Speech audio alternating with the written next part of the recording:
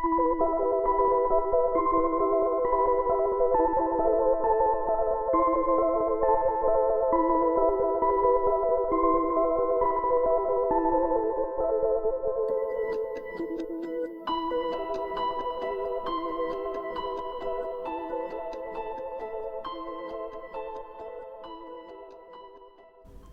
everyone, and welcome back to another Soft Spoken Wednesday.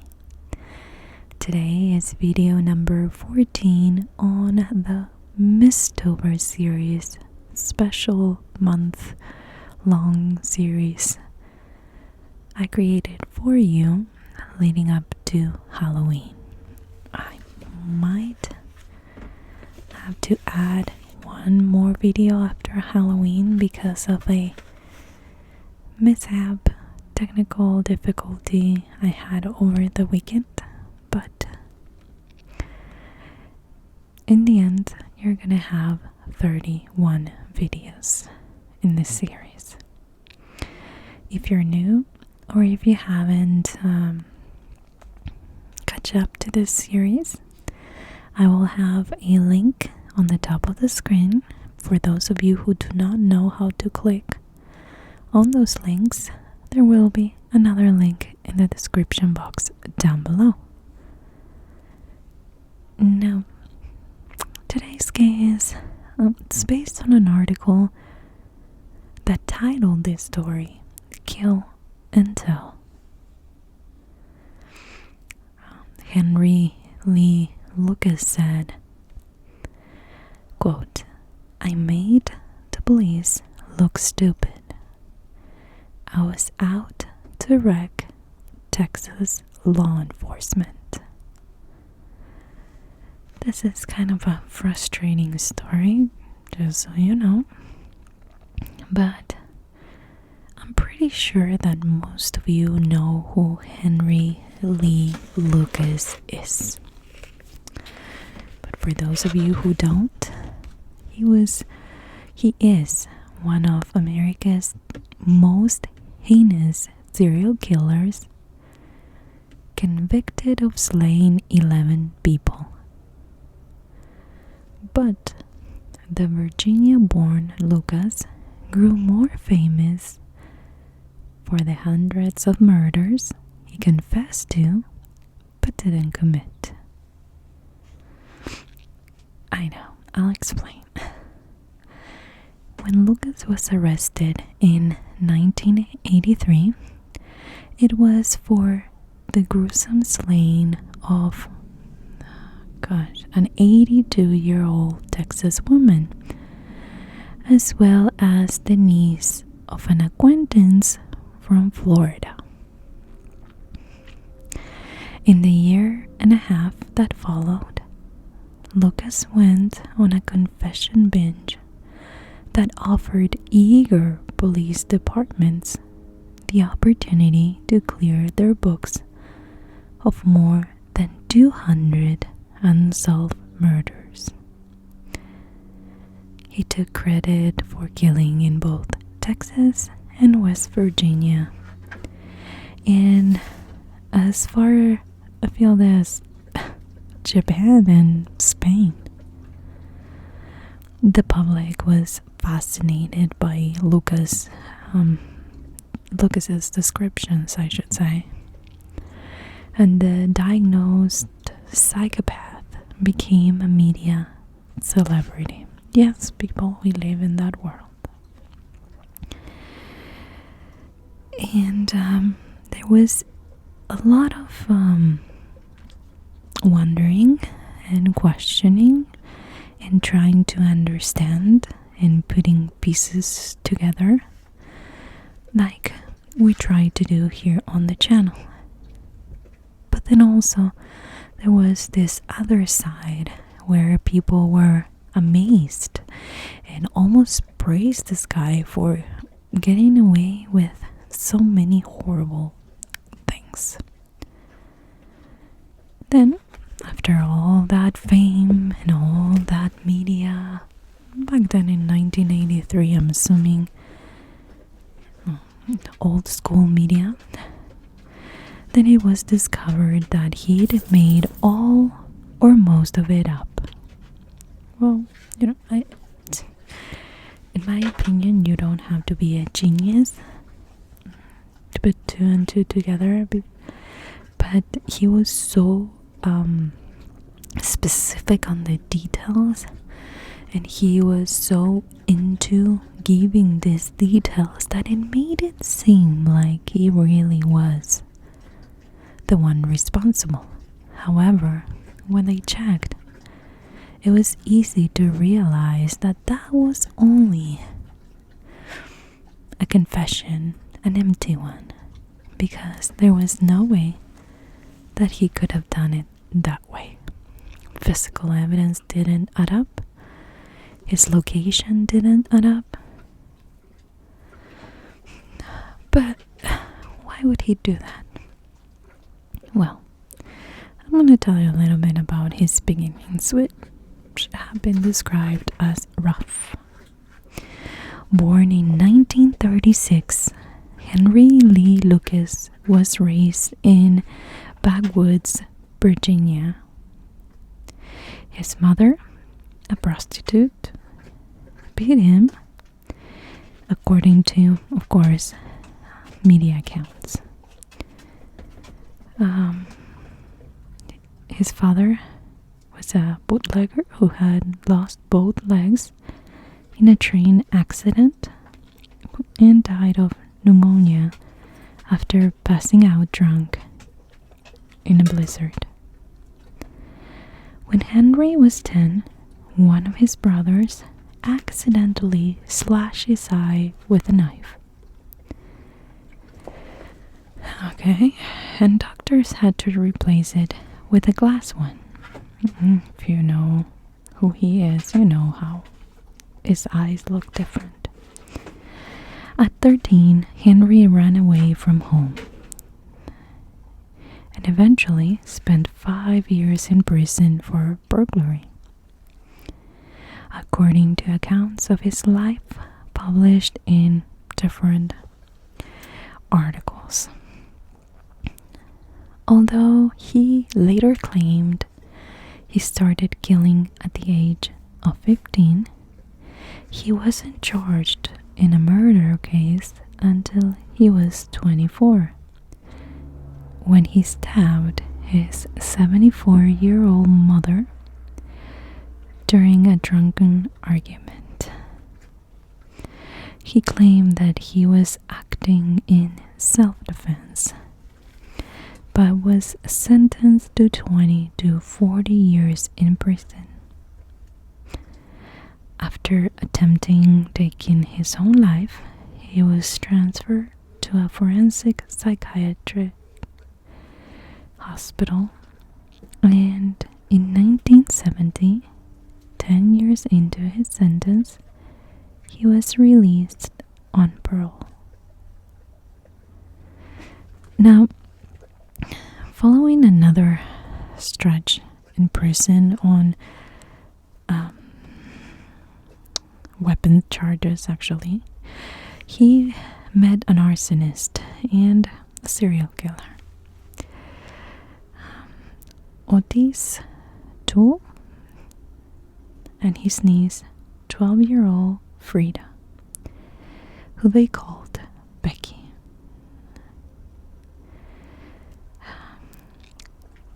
This was in Florida. For the next 6 years, the three drifted from state to state, and both of the men ended up settling in a Pentecostal cult in Texas. But in 1982, in an argument, Henry Lee Lucas stabbed his friend Powell to death. A few weeks later, he claimed another victim, 82-year-old Kate Rich. It wasn't until 1983 when Lucas was serving time on weapons charges that Lucas confessed to killing Powell and Rich and led investigators to the murder sites. They found corroborating evidence in the form of clothing, bones, and decomposing remains. Of course, they charged Lucas with both murders. Later that year, he entered a guilty plea, then announced a shocker in court. Quote, Lucas said, "I got 100 more out there somewhere," referring, of course, to his alleged victims.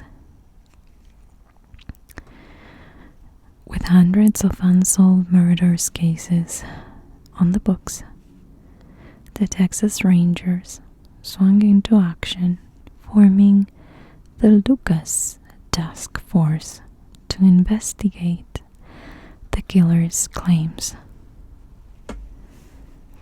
During interviews with police, he often declared, quote, "Oh yeah, I got me some there in your area." Investigators eager to wrap up their open cases dropped clues allowing Lucas to describe crimes he hadn't committed. More than 200 cases were put to bed. In all, Lucas officially confessed to murdering 600 people, but it is unknown how many of those he made up. It is likely that the killings that landed Lucas on death row in Florida was one he did not commit. The slaying involved an unnamed hitchhiker whose body was discovered near a Texas interstate on Halloween 1979.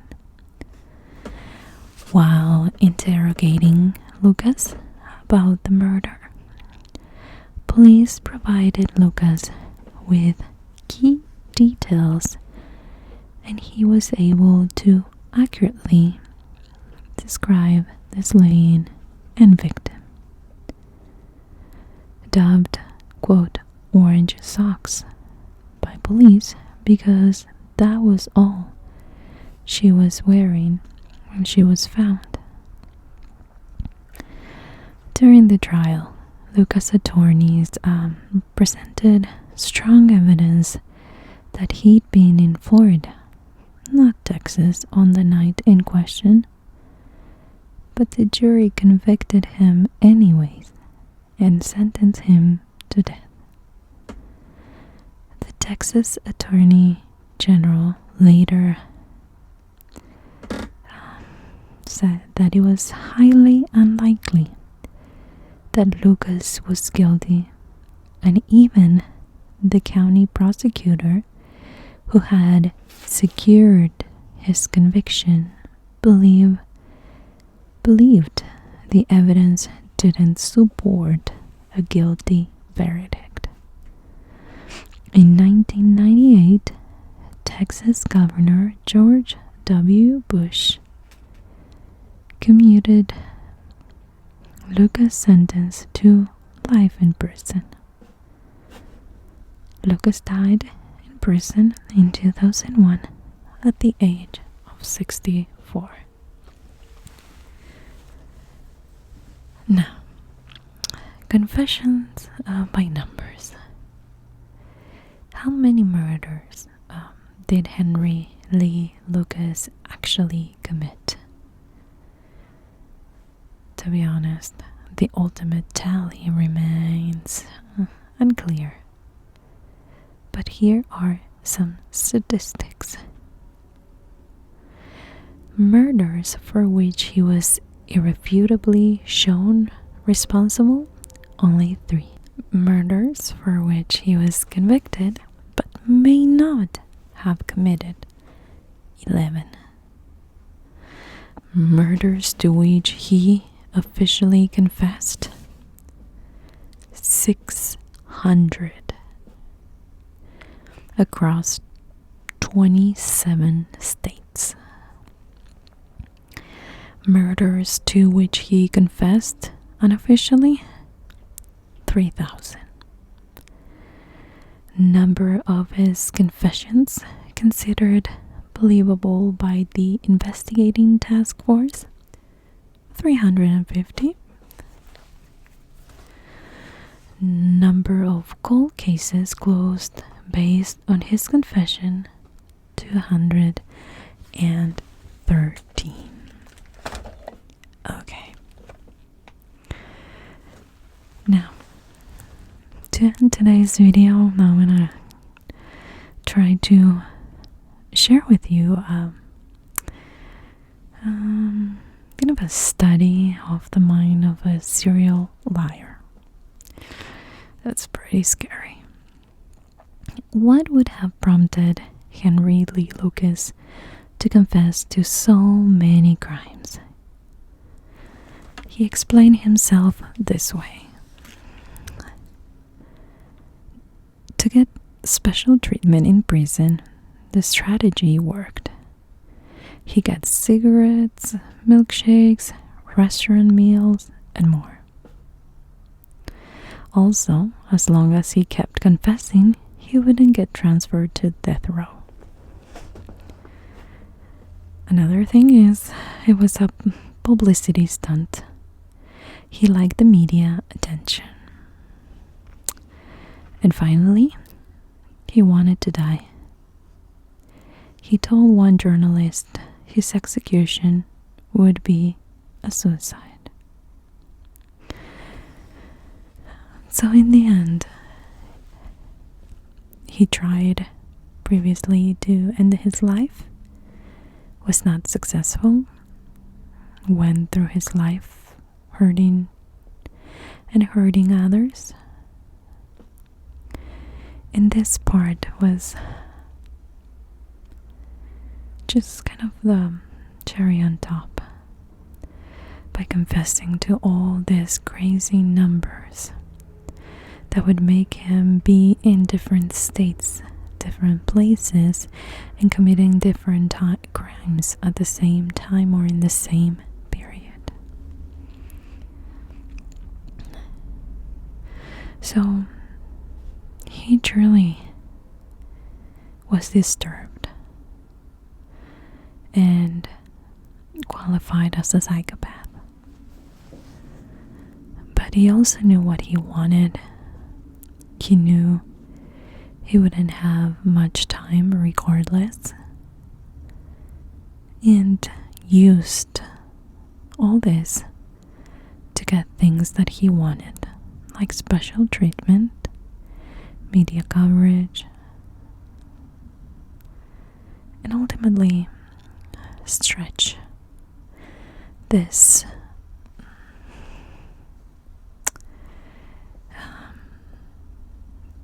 death sentence that was going to be inevitable. Well, thanks to Bush, he, I think, helped this case quite a bit by keeping him alive and not giving him his ultimate prize, which was being in death row and actually dying, which is ultimately what he really wanted. What do you think about these cases? Do you think that these are way too crazy numbers and they should have known better? Or do you think that this is lazy work? Do you think that authorities only care to find somebody to send to prison, or that most of them really want to find who truly did it. Let me know in the comments down below. My dogs are playing just by me, so I think that's my cue for ending today's video. I hope you come back tomorrow for a new video at 6 p.m. Thanks for being here, guys, and talk to you tomorrow.